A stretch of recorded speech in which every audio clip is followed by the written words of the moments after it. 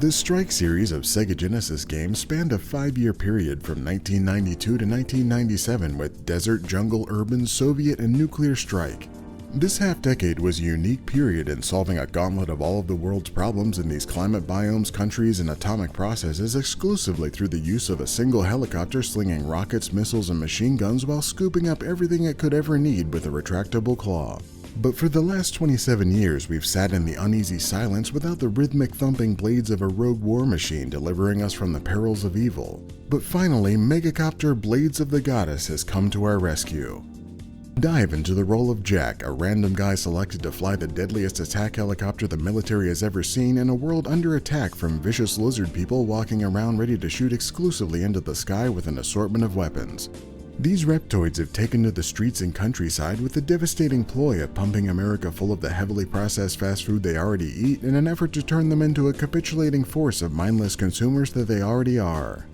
They'll come at you with an onslaught of enemies from the simple infantry units to whole-ass battleships and flying fortresses trying to snuff out the single life you have for each level.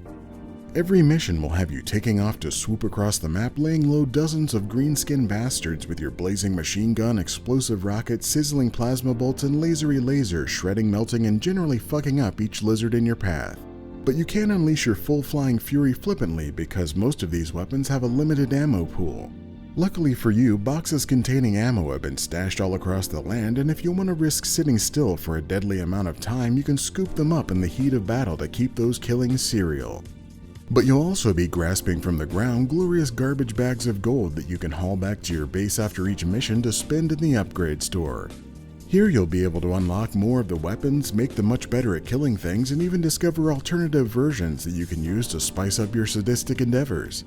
You aren't relegated to just plucking weapons, armor, and gold nuggets from the surface though. You'll also come across some regular old dudes chilling out on Aztec temples patiently waiting for you to come along and Kalima their heart right up into your inventory. This might seem a little odd at first, but when you realize your attack chopper is a sentient manifestation of an ancient god that demands blood sacrifices and literally feeds on the hearts of men, it makes a little more sense.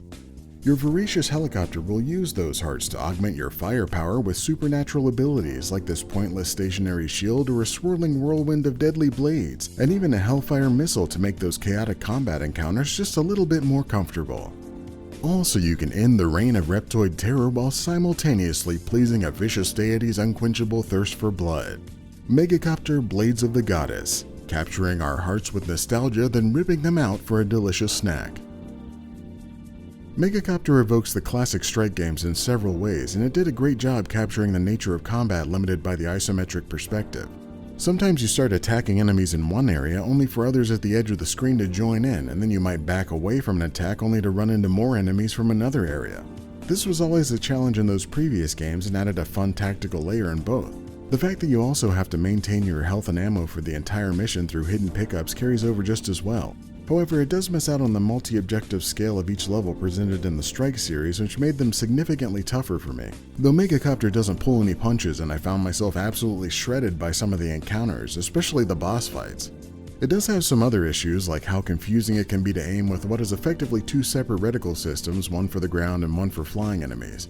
They use two different triggers and rarely line up perfectly, so I found myself missing targets all the way through to the end of the game. An end that comes a bit quickly but doesn't feel rushed or unexpected. I just wish there were a few aspects that made the levels more replayable, like leaderboards or special challenges.